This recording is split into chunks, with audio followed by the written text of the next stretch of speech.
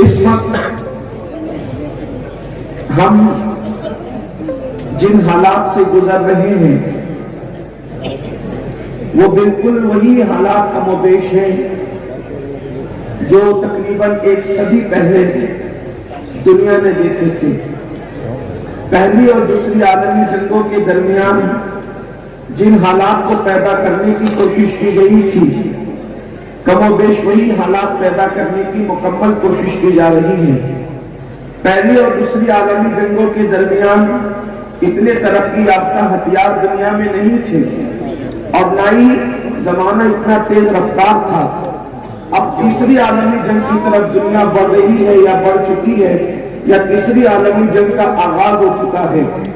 ایسے حالات کے اندر ہم اپنی زندگی کے شب و روز کو گزار رہے ہیں۔ مصنوعی بیماریاں، مصنوعی زلزلے، اسی طریقے سے سازشوں کے تحت الگ الگ انداز سے انسانوں کا قتل عام۔ پہلے لوگ کسی کو قتل کرتے تھے تو اس وقت ہتھیاروں کا استعمال کرتے تھے۔ پہلے لوگ کسی کو قتل کرتے تھے تو گولیوں کا استعمال کرتے تھے۔ پہلے لوگ کسی کو قتل کرتے تھے تو اپنی طاقت اور قوت کا استعمال کرتے تھے، لیکن اب قتل کا انداز بدل چکا ہے۔ اب لوگ کسی کو قتل کرتے ہیں تو نہ ان کا ہاتھ لگتا ہے، نہ ان کی طاقت لگتی ہے، نہ ان کے پیسے لگتے ہیں، بلکہ دنیا کو تباہ کرنے کے لیے اب لوگ یوں کرتے ہیں، کسی کو نشے میں مبتلا کیا جا رہا ہے اور نشے میں مبتلا کر کے قوموں کو تباہ کیا جا رہا ہے، کسی کو انٹرنیٹ کے جنگل میں گما کر کے قوموں کو تباہ اور برباد کیا جا رہا ہے۔ ان حالات کے اندر جبکہ دنیا تباہی کے دہانے پر پہنچ چکی ہے، اللہ اکبر، اس دنیا کے اندر انسان کا قتل اب کوئی معنی نہیں رہ گیا۔ انسان کے قتل عام کی سازشیں، اللہ اکبر، اس قدر واضح ہونے کے باوجود بھی انسان تذبذب کا شکار ہے کہ کوئی گفتگو اور کوئی بات نہیں کر پا رہا ہے۔ میرے آقا صلی اللہ علیہ وآلہ وسلم کے دیوانوں، کم و بیش 3 سال پہلے جن حالات سے امت گزری ہے، جن حالات سے قوم گزری ہے، وہ سب آپ کے سامنے ہیں۔ سسکتی ہوئی لاشیں، اٹھتے ہوئے جنازے، کیا ہماری نگاہوں کے سامنے کووڈ کے ماحول کے اندر ہم نے نہیں دیکھا؟ اپنے عزیزوں کو دفن کرنے کے لیے انسان قبرستان تک نہیں جا سکا۔ وہ خوف کا ماحول تھا، وہ ہراس کا ماحول تھا، وہ کیا تھا میں نہیں کہہ سکتا، لیکن اتنا ضرور کہوں گا کہ وہ اللہ کا عذاب تھا، وہ قیامت کی نشانیوں میں سے ایک نشانی تھی۔ اسی طریقے سے آج اللہ اکبر غربت کی چکی میں پس کر کے پوری دنیا کے اندر سب سے زیادہ اگر لوجوں میں کسی کی بیٹیاں بک رہی ہے تو وہ کلمہ پڑھنے والوں کی بیٹیاں ہیں۔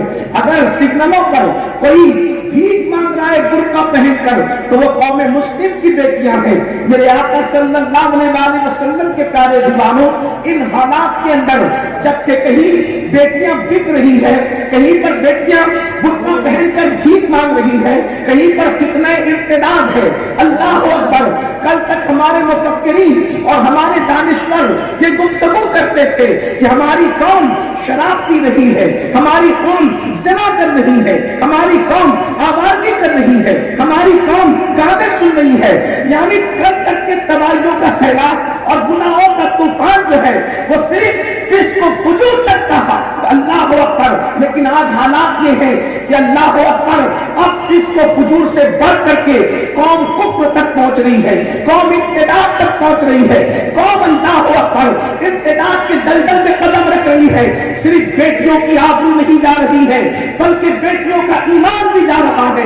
بچے صرف زنا کے اڈے پہ نہیں جا رہے ہیں بلکہ ایمان سے ہاتھ دھو بیٹھے ہیں۔ وہ لوگ جن کی فہرست ہمارے سامنے ہے، جو دین سے پھر گئے، وہ تو ہمارے سامنے ہے، لیکن جا کر کے ہم جائزہ لیں، آج جو لوگ مسلمان کہلاتے ہیں ان کی زندگی میں دین کتنا ہے، ان کی زندگی میں مذہب کتنا ہے، ان کی زندگی میں مسلک کتنا ہے، اللہ اکبر۔ ایسے حالات میں چونکہ سب حالات کا رونا روتے ہیں، اگر میں بھی یہی کروں، مجھ سے زیادہ حالات کو آپ جانتے ہیں، لیکن ایسے حالات میں مسلم امہ کی ذمہ داری کیا ہے، بالخصوص نوجوانوں کی ذمہ داری کیا ہے؟ اس لیے کہ جو بوڑھے ہو گئے، جن کی داڑیاں سفید ہو گئی، جن کے چہروں پہ جھریاں پڑ گئی، اب وہ 50 کو کراس کر چکے ہیں، وہ گویا کہ اپنی زندگی کی بہاریں دیکھ چکے ہیں، وہ حالات سے نپٹ چکے ہیں، ان کو جو کرنا تھا کیا، وہ جو کر سکتے تھے کر چکے. لیکن وہ قوم جو جوان ہے، جو نوجوان ہے، اب ان کو آنے والے حالات کا مقابلہ کرنا ہے، آنے والے حالات کی چیلنجز کا جواب دینا ہے، اور پوری ذمہ داری اس وقت مسلم جوانوں کی ہے.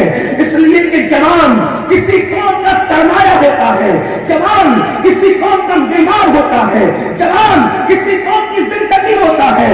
کسی قوم کا جوان سدھر جائے تو اس قوم کی تاریخ سنہری حرفوں سے لکھی جاتی ہے، اور کسی قوم کا جوان اگر سو جائے، آوارہ ہو جائے، عیاش ہو جائے، تو اس قوم کو صفحہ ہستی سے مٹا دیا جاتا ہے.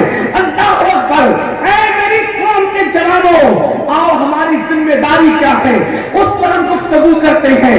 اور یاد رکھنا، اگر آج ہم نے اپنی ذمہ داری کا احساس نہیں کیا تو یاد رکھنا، اگر آپ اخبار میں پڑھ رہے ہو کہ فلاں کی بہن مرتد ہو گئی، اگر ہم نے اللہ اکبر یہ پڑھ کر کے نظر انداز کر دیا کہ فلاں کی بیٹی غیر کے ساتھ بھاگ گئی، اور اگر ہم نے اس کو احساس نہیں کیا، اس کے حوالے سے غور نہیں کیا، اس کا تدارک کرنے کی کوشش نہیں کی، تو اللہ نہ کرے کل کسی کے گھر کی گئی ہے، آج ایک دن وہ آئے گا کہ ہمارے گھر کی بیٹی کے ساتھ بھی یہ حادثہ ہو سکتا ہے.